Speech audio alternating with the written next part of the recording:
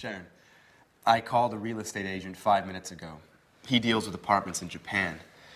He said he'd send an email with some photos. That way we can choose which apartment we like the best. Don't rush me, Peter. You know I haven't decided. I know. We've talked about this a lot. But doesn't the idea of leaving appeal to you? I mean, just think of it. A new country, a new life together, new experiences. You know, I'm really enthusiastic about this opportunity. It's not every day you have a chance like this. Well, I've wanted to make changes in my life for a long time. But these changes seem so, well, so overwhelming. There, I said it. I've never been to Asia, and I'm frightened of going there to live. But I told you that Alice has been there. She went to Japan in 1995. She says it's a fascinating country. It's antique and modern at the same time. It's full of interesting traditions and new innovations. I know. I've read a number of books. Last night, I finished reading Japan in the 21st Century. I admit, I'm curious about it all. You see, just remember, you were afraid when we came to London, but you've adjusted well. We've been here a year and a half, and you haven't once complained. I take that back. You complained once last week. Come on, Peter, stop joking around. You're right, I've made great friends. That's why I'm so hesitant to go. I know. I'm also sad at the idea of leaving everyone. But... Hey, Jack. How long have you been in here? A couple of minutes. Excuse me, I didn't mean to spy. But you were so involved in your discussion. So you've heard that she still hasn't decided, even if she's going to decide soon. In fact, we were just talking about which apartment to choose. Well, don't rush it, Peter. Decisions about major changes take time. So whose side are you on? I need to get going. I took my watch to be repaired 2 weeks ago, and I still haven't picked it up. Sooner or later, they're gonna put it up for sale. Bye. Jack, I'm leaving her in your hands. Please try and convince her.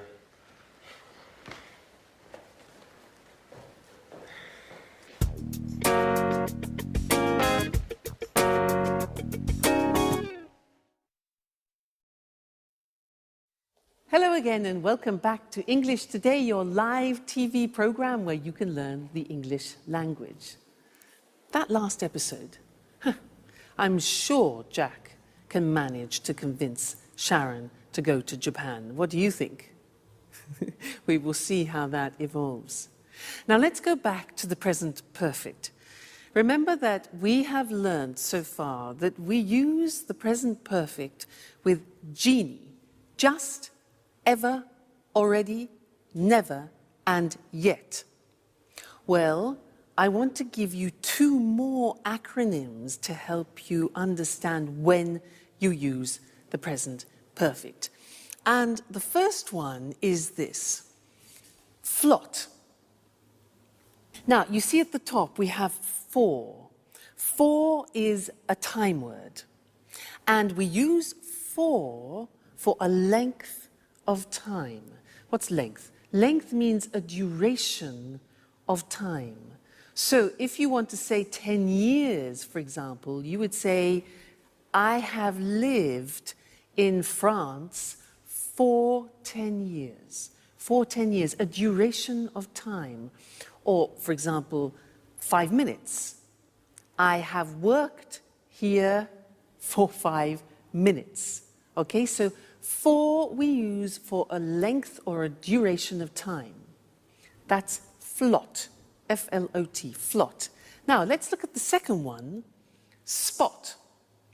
Now, spot starts with the word since.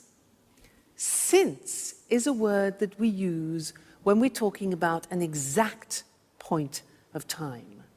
So, Let me give you an example. If I say 5 o'clock, that is an exact point of time. So you could say, I have been here since 5 o'clock. Or for a year, you can say 1973, since 1973. So these two words are very important, for and since. Flot, spot. For a length of time, and since for a point of time. Now let's do a little exercise to help you with that. I will say something like 2 days. You must decide whether to use for or whether to use since. Okay? So, 2 days. Is it a length of time or a point in time? Length. So, for 2 days. I have been here for 2 days. Another example. Thursday. Thursday is a point of time, so since Thursday. Great. For a long time. A long time. Exactly, that is a duration, it's a length, so it's for. I gave you the answer. Another one, December. Good, it's a point, so since December, very good. This one, weeks. Very good, 4 weeks. Okay, fine, let's think of another one. 2001. Okay, that's a point of time, so since 2001. Those are some examples. Let's go to the screen now, and I'll show them to you in a written form. That way you can memorize them and fix them, okay? So, flot and spot. There we have it. For a length of time, flot. So this is to express duration.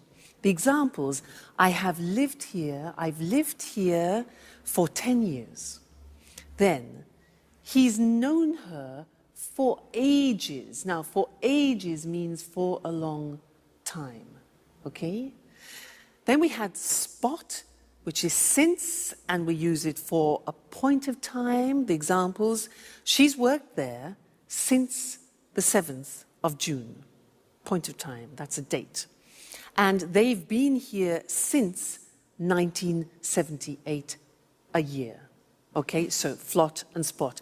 Now, the interesting thing is that when we ask questions about that, we use the word how long. For example, how long have you been here? And we use the present perfect. Look at the screen.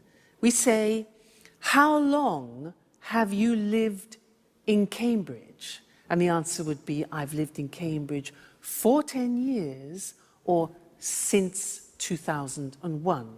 You see? Now, remember that how long is different to how many times. How many times is 1, 2, 3, 4, 5. How long is a period of time? Okay? Another example. How long has he worked there? Answers. He's worked there for 10 years, or he's worked there since 1973. All right? Now, just look at the examples we practiced. We have for 2 days, for ages, 4 weeks, for a long time, duration, then since Friday, since 5 o'clock, since 2001, since I was young, and since December. Great. Okay, so there we have it. We have genie, just, ever, already, never, yet. We have flot and spot, which is for and since. This is when we use the present perfect. Great. Now, let's go back and see if Jack has managed to convince Sharon to go to Japan. Okay? Bye. You can't leave. Now that we finally found each other. Stop it, Jack. I'm so confused. Don't you start. I was thinking, you'll be all alone in a foreign country. You won't know anyone. Peter will be at rehearsals all day. At least here you have us. I will always be here for you. Yes, I know that. Oh, and did you know that women can't go out alone in Japan?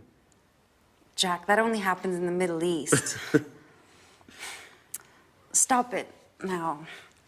The truth is, I love new experiences.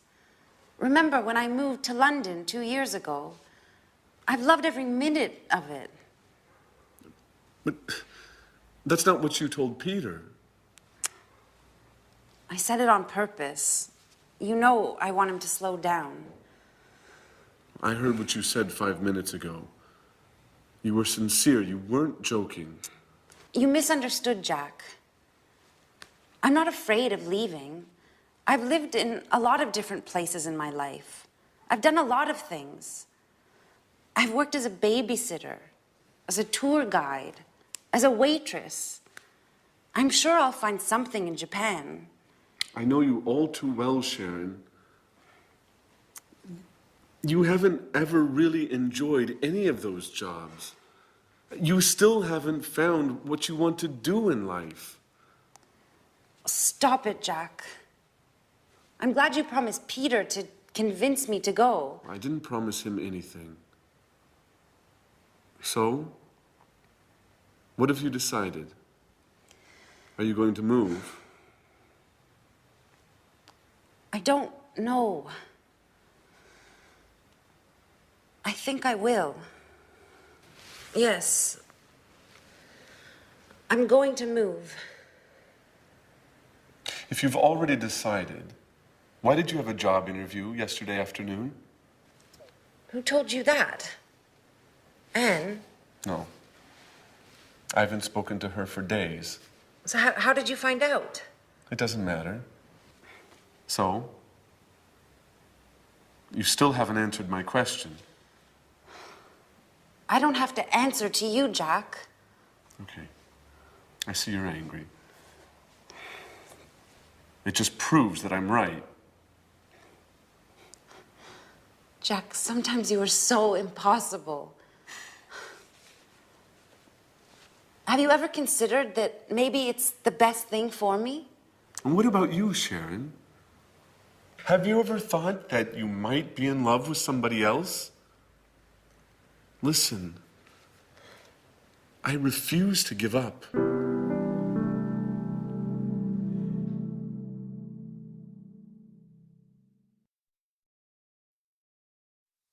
Love is difficult, isn't it?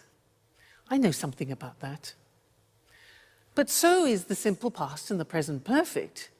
And in fact, this is an important lesson because one of the most difficult things in the English language is to decide when to use the simple past and when to use the present perfect. I hear a lot of people making mistakes about this. When do we say I went and when do we say I have gone?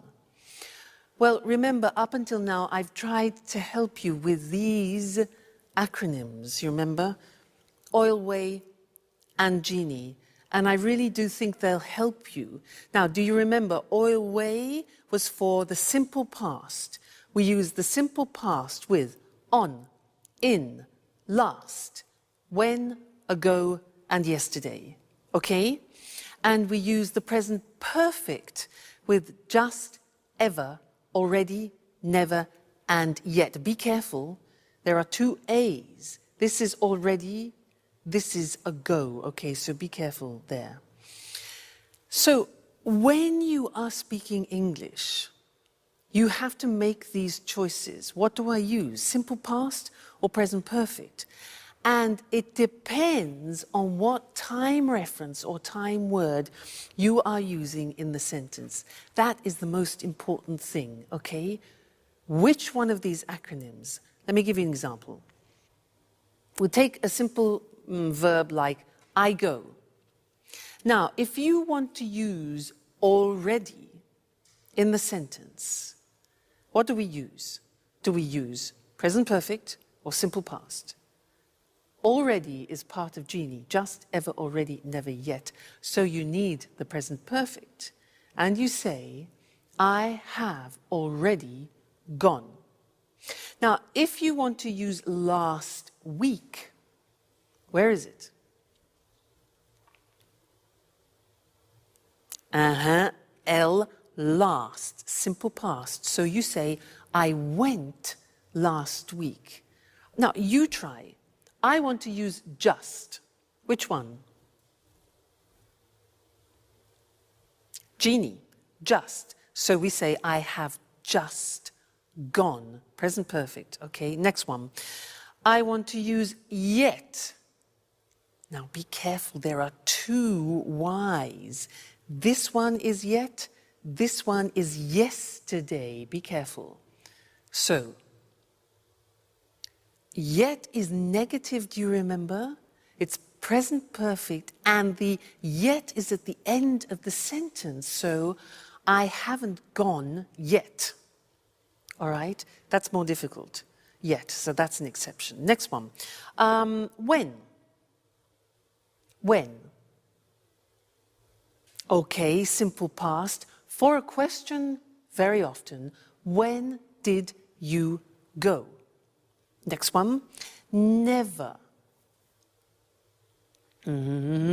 Right. I have never gone. Present perfect. Fabulous. 2 days ago. Now this is already, and that is ago. So, I went 2 days ago. Great, you're getting the hang of it. On. Yes, so I went on Friday, for example. Yesterday. I went yesterday. And the last one, in. Yeah, good. I went in June or in September. Fantastic. So that's it. Okay? When you are deciding whether to use the simple past or present perfect, think of the time words. And let's look at that on the screen just to remind you once more, because this is difficult. So, oil way is for specified time, on, in, last, when, ago, yesterday. I saw him on Friday. We went there in 1988. She came last week. When did you visit them? Question form. I visited them 2 weeks ago. I saw him yesterday. On, in, last, when, ago, yesterday. Then Jeannie for unspecified time, indefinite time, just, ever, already, never, yet. Examples, I have just seen him. Have you ever been to America? They've already eaten. He's never learnt. And have you met them yet? Okay, yet at the end. So please try and memorize these. Oil way, Jeannie, and think about it when you have to decide between simple past and present perfect. All right? Good luck. And I'll see you again soon. Bye.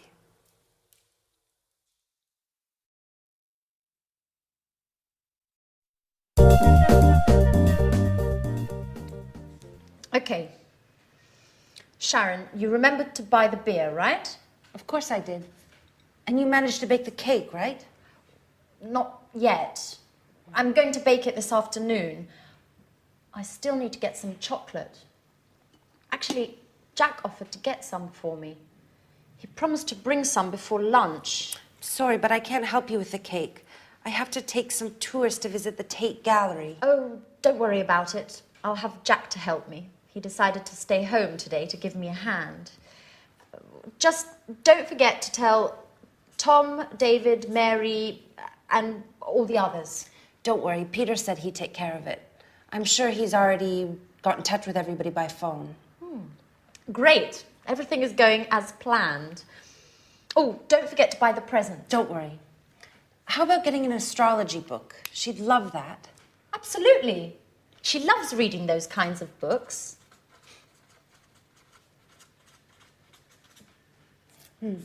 I hope I can get it before I go to work. By the way, have you heard anything from Mr. Dubois?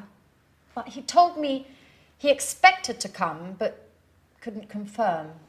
Well, you know how it is being so busy and everything. It's hard for him to give a definite answer one way or the other.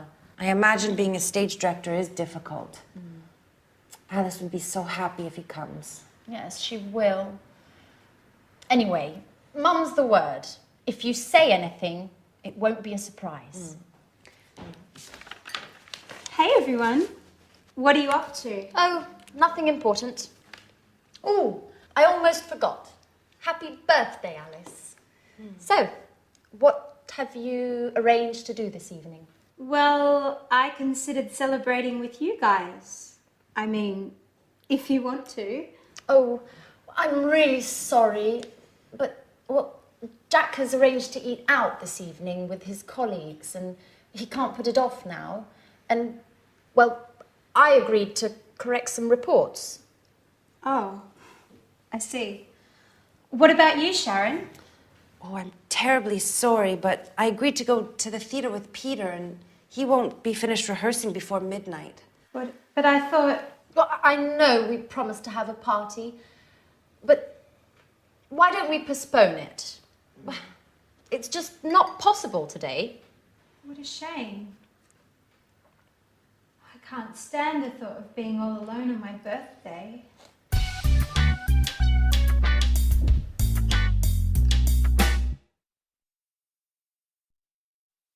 Hello again.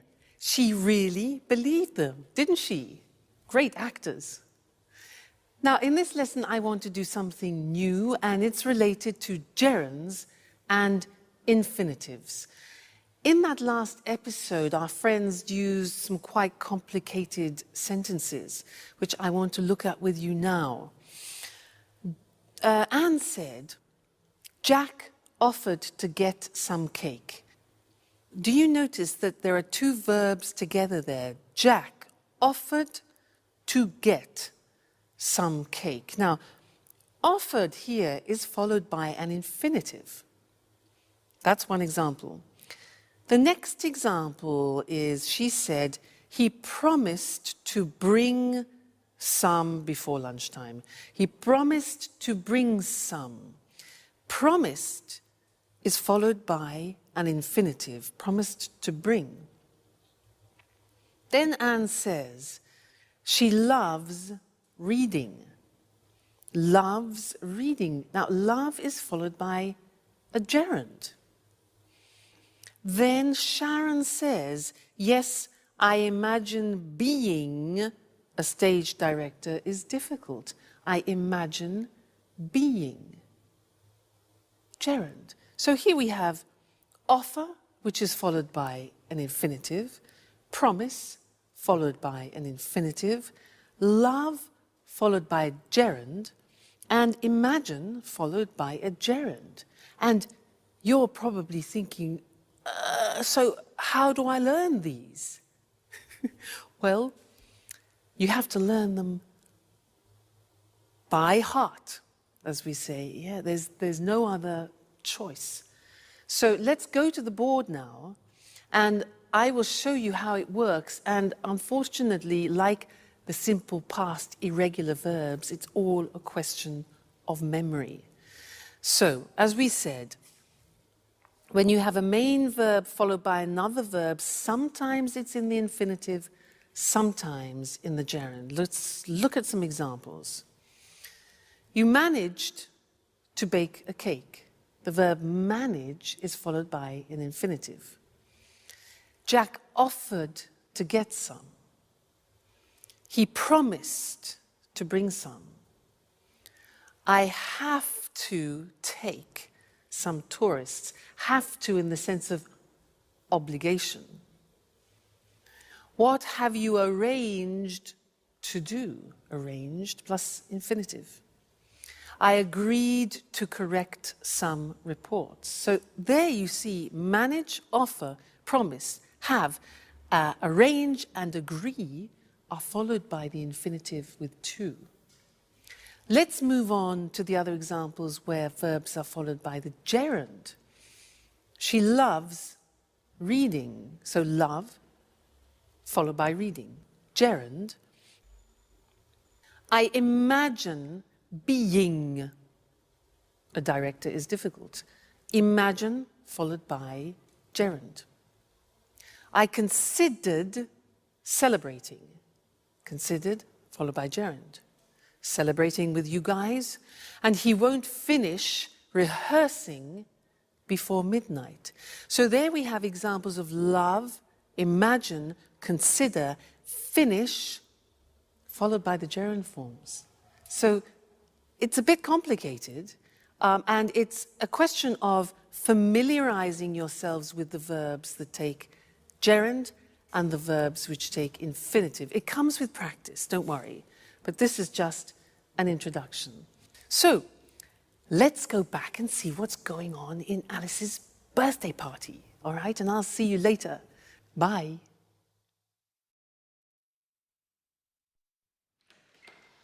Hey, is anybody home? Oh. That's right, I forgot. Everyone's busy this evening. What a shame.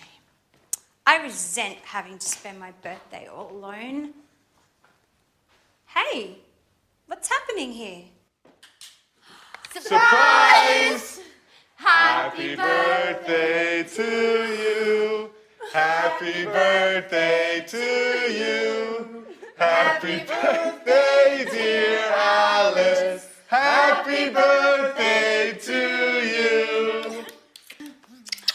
Oh, I'm so happy. I didn't expect to find anybody here. I thought I had to spend my birthday all by myself. Oh, did you really think we would forget to celebrate your birthday? Well, yes. You played quite a trick on me. And you fell for it. Come on, everyone. A toast to Alice. Oh, wait.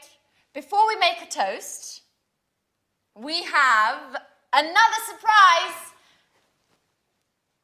Another surprise! Daddy!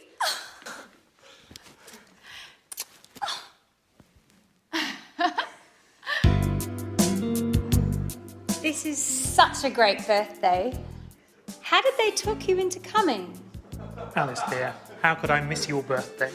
Work is important, sure, but nothing is more important than my dear, sweet, only, lovable, adorable little girl. Dad, if you talk like that, you'll make me blush in front of everybody. Listen, I know I wasn't always there for you and that I've made a lot of mistakes, but I want to catch up. Things change. I've got a suggestion for you. Do you want to come and work with me? Really? With you? What would I do? You can write scenes for my films. You've always had artistic flair. I'll teach you the tricks of the trade. You'll learn how to write convincing scenes in no time at all. That way, we'll always be together, if you want. I don't know what to say. I gave up wanting to spend time with you.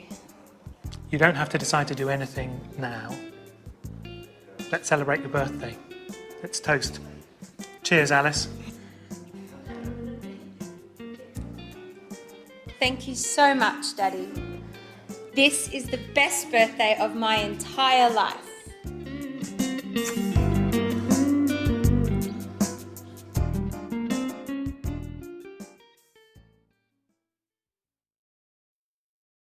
Happy birthday, Alice. Did you hear what her father said? He said, if you work with me, I'll teach you the tricks.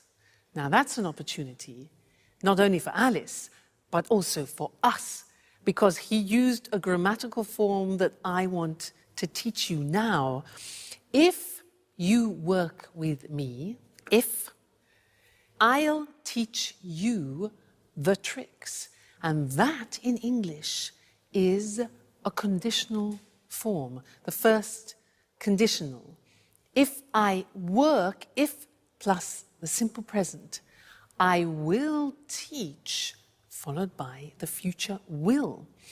So to illustrate this a little bit better, I want to talk to you about what is almost a religion in England?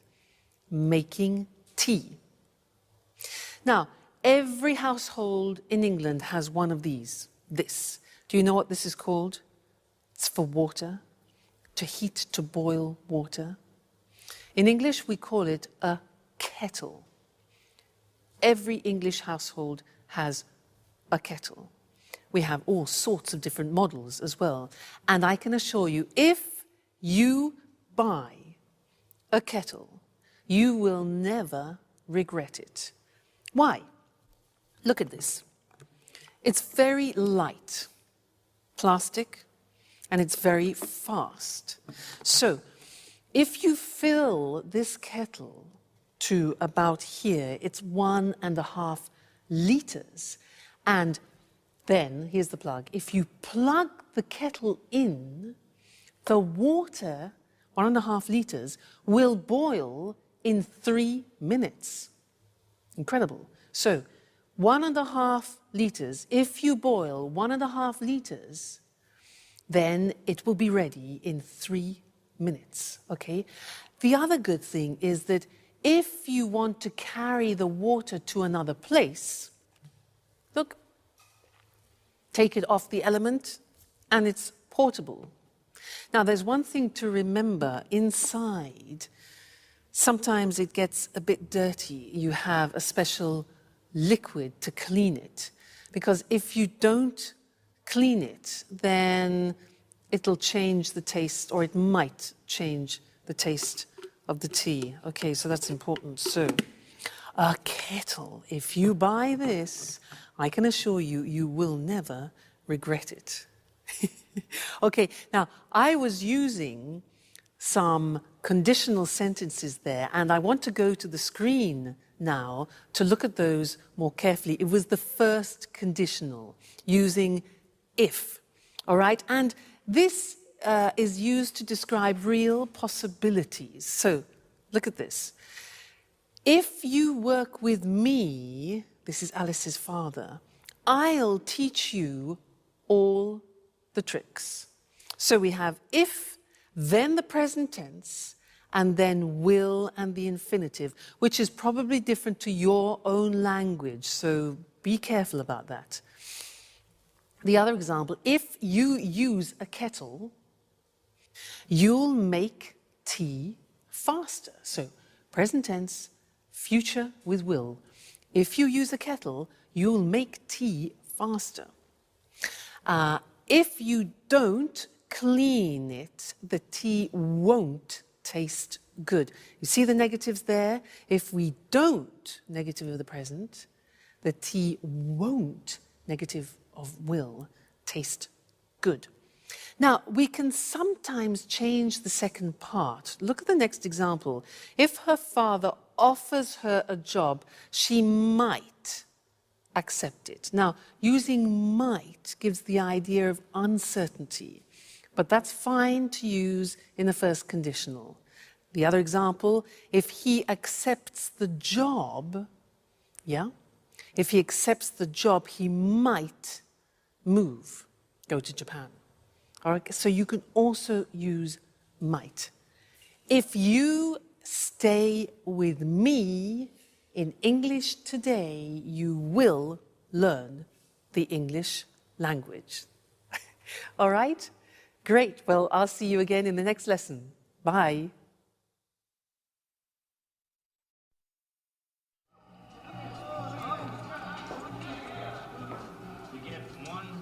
Hi, Jack. Is Anne home? No, she hasn't arrived yet. I've been waiting for her for over an hour. I think she's been shopping. What's the matter? You don't look too well. Nothing, really. Don't lie to me. I've known you for 10 years. Listen, Jack, I really don't want to speak about it, okay? No, it's not okay. We have to speak about the situation and clear the air once and for all. I've been thinking about us a lot. I've been thinking about us so much, I haven't slept well in nights. What have you been thinking, Jack? About us. You're leaving for Japan. I've told you before, and I'll tell you again, Sharon, it's crazy. You can't leave now when we know how we feel. Jack, you're repeating yourself. That's right. And I'll continue repeating myself until you accept the truth. We're made for each other. Stop it. You're embarrassing me. Sharon, listen. I haven't stopped loving you. And I know you feel the same about me. That's it. I said stop it and I meant it. Look, you've made me cry. And anyhow, how do our feelings change anything? How do they change anything? They change everything. You must tell Peter immediately about everything. Tell him you won't go.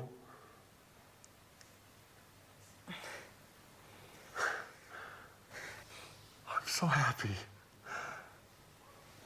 I knew you felt the same way about me. Hey, is anyone in there? Oh my God, it's Peter. He can't see me like this. Stay calm. Maybe it's time we tell him everything. Is anybody in there? Hello?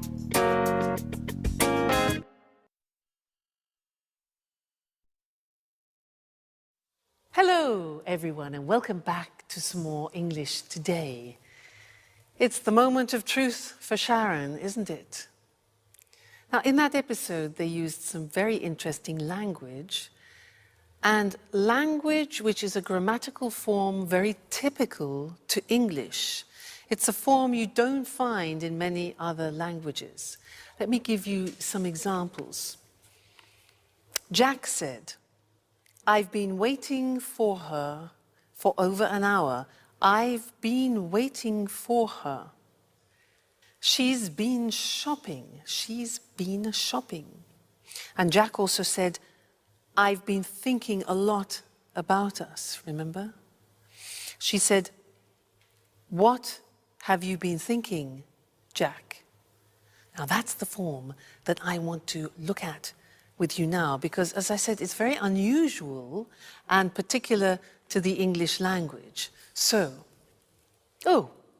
London Bridge, the Tower Bridge. Now that's a useful image because in fact, this grammatical form is about bridging two different forms.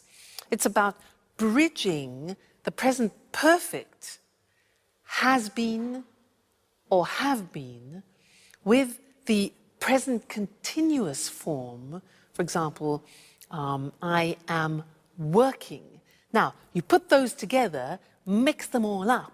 Ding, bingo, you get the present perfect continuous. You see, the taxi joins the two together. That's great. I'll give you an example. I have been teaching for years. Now, what does that mean?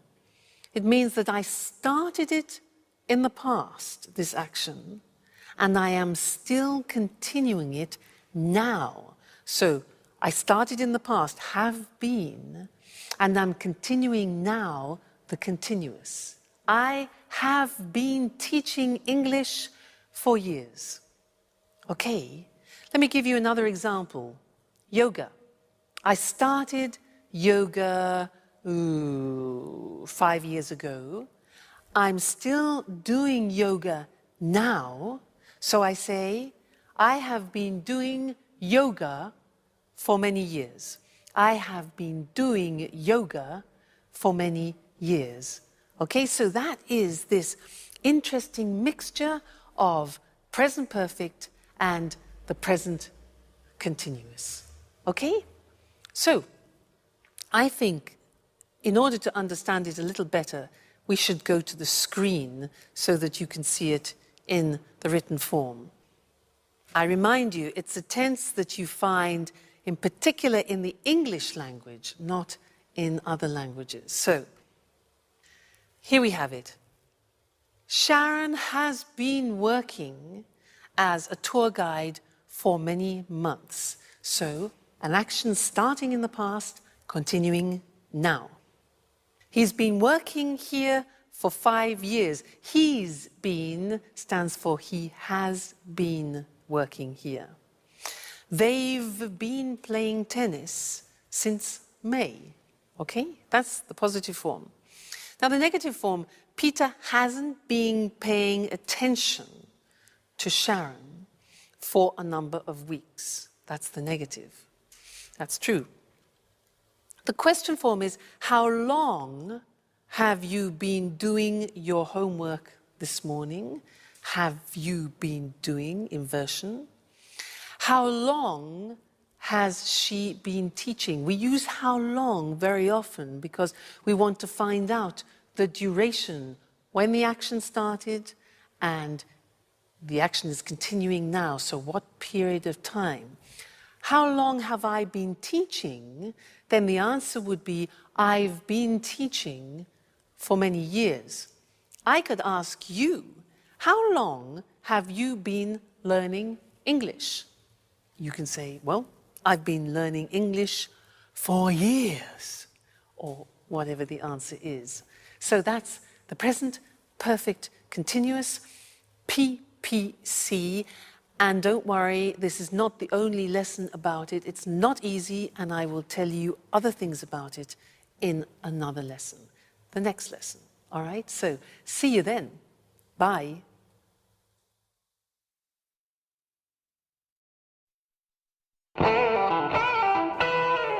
Jack? Sharon? What are you doing here? I've been looking for you for half an hour. Hey, what's the matter? You've been crying. Are you going to explain to me what's going on or not? Peter, listen, calm down. I'm not going to calm down. I want answers, and I want them now. What's going on here? That's what I'd like to know. Jack and Sharon have been here for who knows how long, and who knows what they've been doing. Hey, Jack, it's time you tell me what's up. I'm going to get really mad if I don't get some answers. Okay, stop. Stop! You're acting like little children. Come on, Jack. Let's leave Peter and Sharon alone. They need to talk, and we need to go shopping.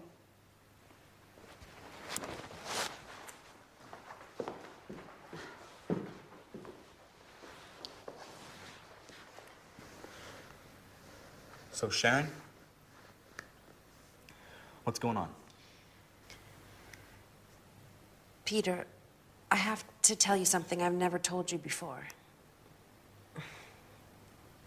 I've known Jack for a long time. We went to the same university together, and, well, we were once engaged. What? So that's why Jack came to live here. You've been seeing each other, haven't you, Sharon? No, Peter, I swear, it's true. We just happened to meet here. It happened by chance. By chance? That's a strange stroke of luck. Just enough to bring back some old passionate feelings? How long has this been going on, Sharon? Nothing has happened between Jack and I. Even if I do still have some feelings for him. After all, Peter, you've been neglecting me for months. The only thing that's important to you is your work. You live, eat, and drink theater and nothing else. So you're saying this is my fault? No one is at fault. It's just that we want different things from life at the moment. I've had 2 interviews with the director of the Archaeology Museum. They want to open an art exhibition, and they've offered me a job. Do you understand, Peter? It means a job I would really love. What are you getting at, Sharon? Would you stay here and not go to Japan if I asked you? What kind of question is that? Answer me, Peter. It's important. I've accepted the job. Without asking me. How could you? And did you ask me about Japan? Did you, Peter, huh? Are you willing to stay here with me?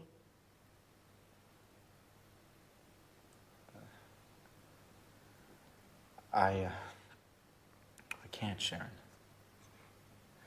This is my big chance. You see, Peter, I'm right. Nothing is more important to you than your success.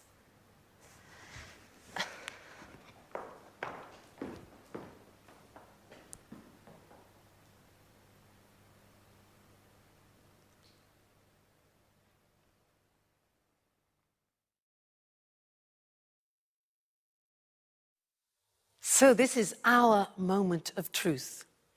The question is, when do we use the present perfect and when do we use the present perfect continuous? Many people ask me this. They say, Louise, but when do we use the present perfect? I have gone, I have seen, I have done. And when do we use the present perfect continuous? I have been working, I have been learning. Often people confuse the use. And you're right, it's not easy at all. So I'd like to try and help clarify that by these simple things, a revision of what we've already seen. Now, with the present perfect, we use genie. Remember? Just, ever, already, never, and yet. That's important to remember. With those words, we use the present perfect.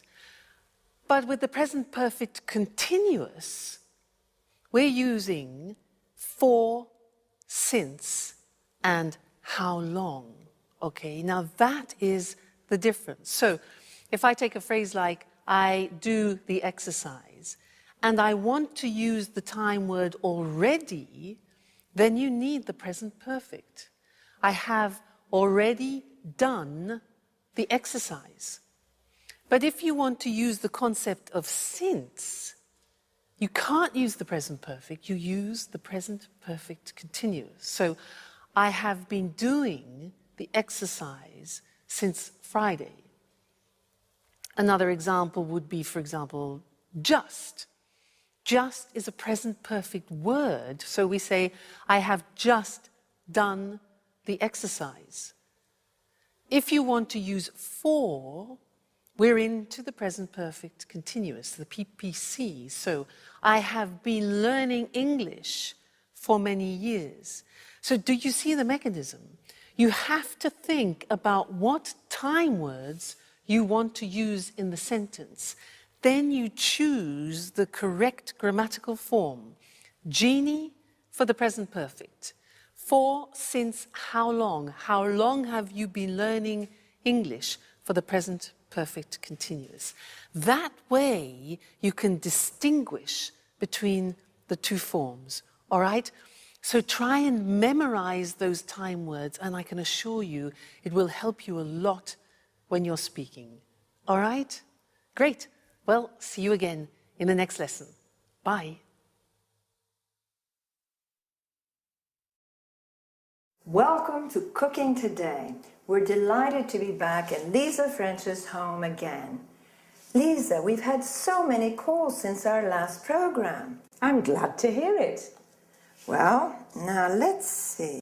Here, Sally from Manchester is getting married in June and has always dreamt of having a well-equipped modern kitchen just like the ones in the movies. How can we help her?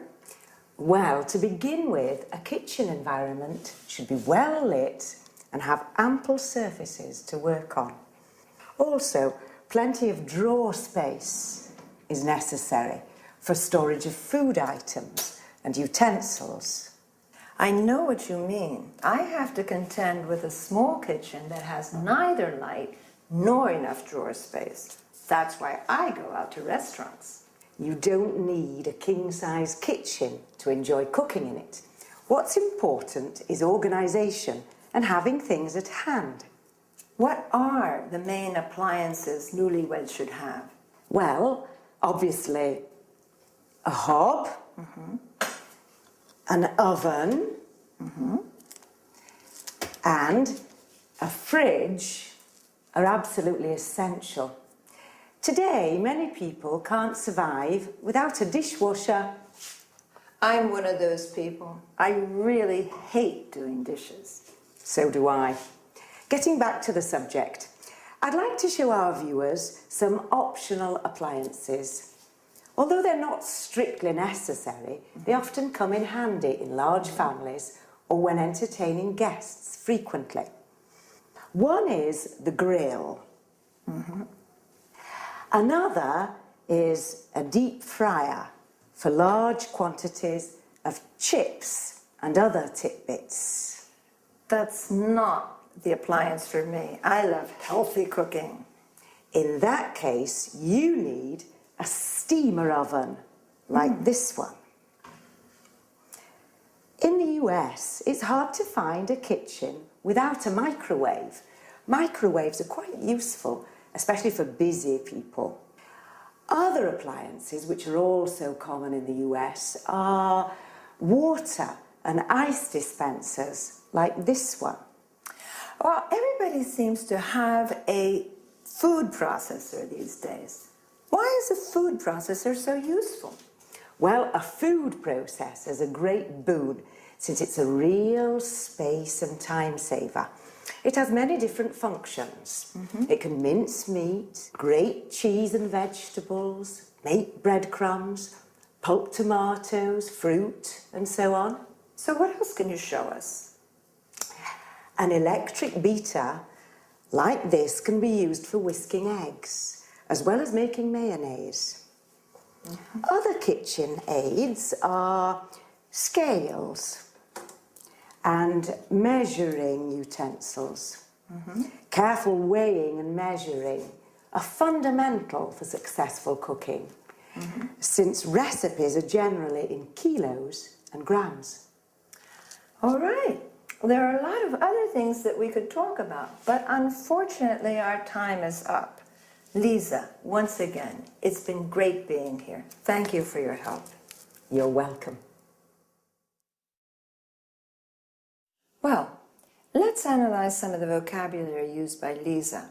Talking about the appliances for cooking, she spoke about a hob, or US stove, where you cook food, an oven, where you roast or bake food, a grill, where food is cooked by strong direct heat.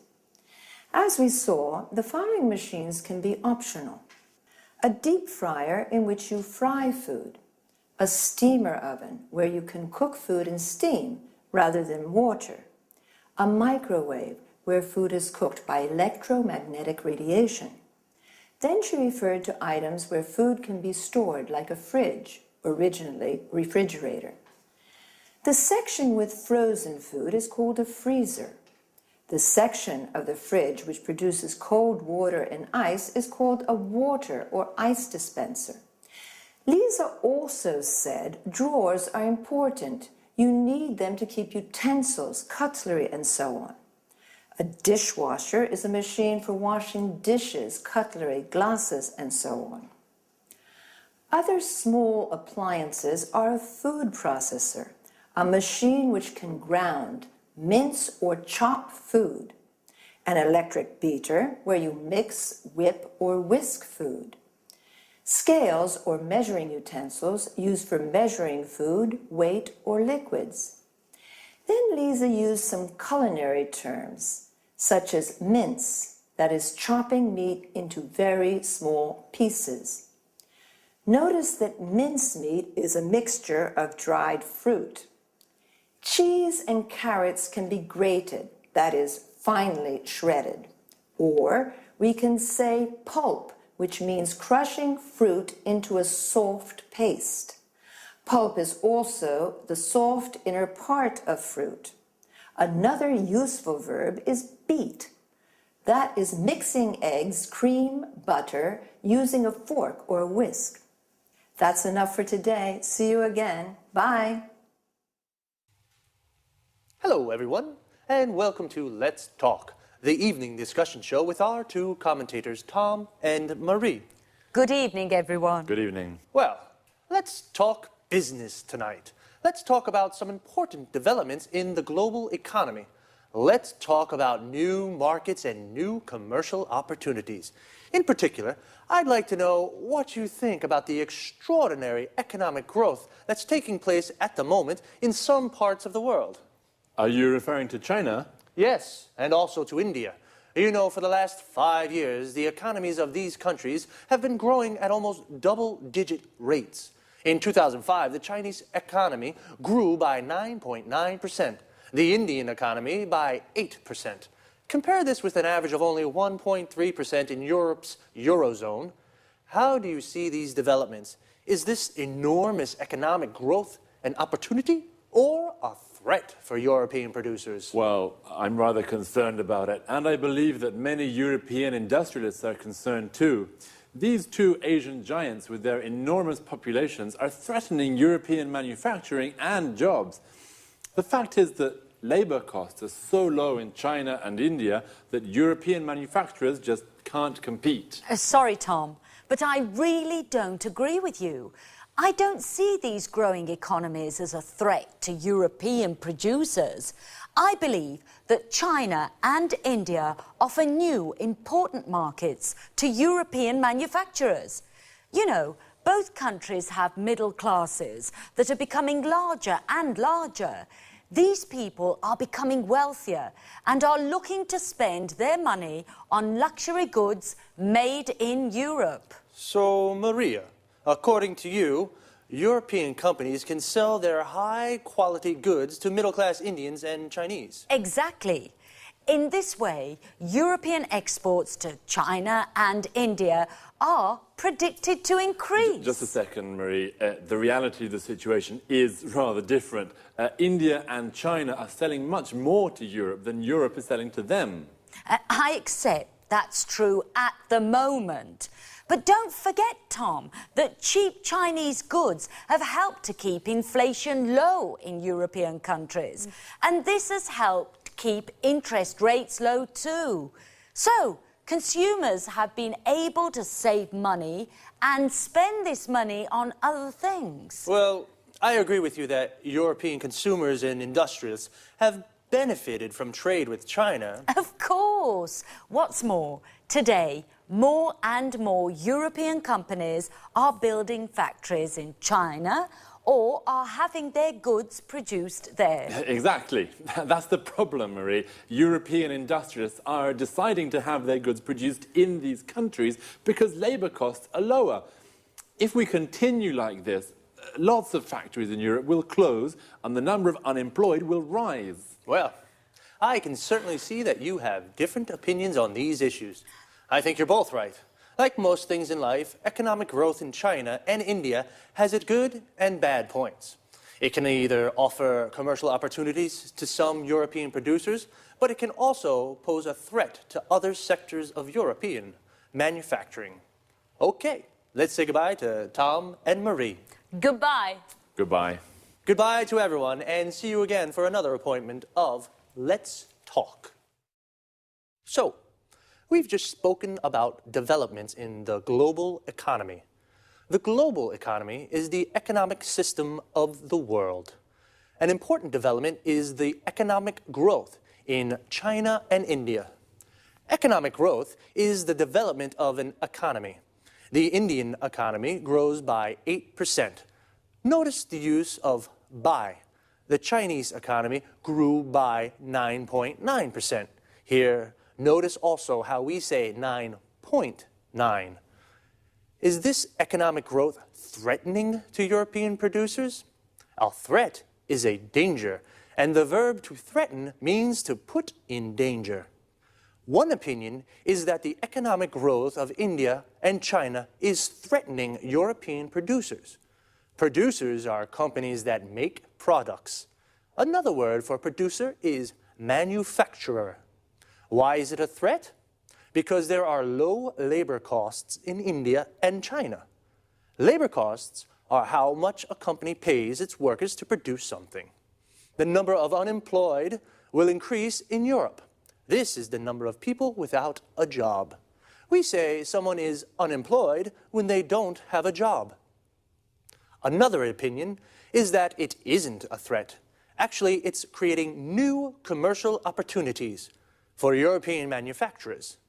New commercial opportunities are new markets for products or the chance to sell more to existing markets. Just quickly, before we run out of time, there are a few useful expressions for discussions I'd like to look at. A polite way of asking someone's opinion is, "I'd like to know what you think about." When you strongly disagree with someone, you can say, "Sorry, but I really don't agree with you," or "Just a second." But if, on the other hand, you agree, you can say, "I accept that's true," or "I agree with that." Well, that's all the time we have for this time. See you soon. Now let's watch the whole episode together. Watch the subtitles carefully because the language points that we studied together are highlighted. All right? Enjoy your viewing. Hello and welcome back to English Today. This is DVD 13 and the first DVD of your upper intermediate level. And in this DVD, we'll begin with another 3 episodes of our story, That's Life, followed by our special TV programs, which include Everything But the Kitchen Sink, featuring our culinary experts. And then there will be a discussion about India and China. Do they represent a threat or an opportunity? Then, in the grammar section, we'll be studying more about the present perfect and the present perfect continuous tenses. And then we'll learn about the gerund and the infinitive. And we'll also study the first conditional. All right? So, I hope you enjoy yourselves. Hi there, and how are you? Now, remember last lesson, we studied when we use the present perfect. And I introduced you to Genie, which represents the time words that we use with the present perfect. Just, ever, already, never, yet, for unspecified time. Well, in this lesson, we're going to learn 2 more very important time words that we use with the present perfect. But first, let's go back to our friends. They're using the present perfect a lot in this episode, and we're going to hear Sharon and Peter talking together. They're having to make an important decision. To go to Japan or not. Peter definitely wants to go. And Sharon?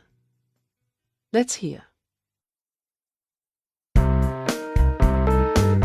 Sharon, I called a real estate agent 5 minutes ago. He deals with apartments in Japan. He said he'd send an email with some photos. That way we can choose which apartment we like the best. Don't rush me, Peter. You know I haven't decided. I know. We've talked about this a lot. But doesn't the idea of leaving appeal to you? I mean, just think of it. A new country, a new life together, new experiences. Now, I'm really enthusiastic about this opportunity. It's not every day you have a chance like this. Well, I've wanted to make changes in my life for a long time, but these changes seem so, well, so overwhelming. There, I said it. I've never been to Asia, and I'm frightened of going there to live. But I told you that Alice has been there.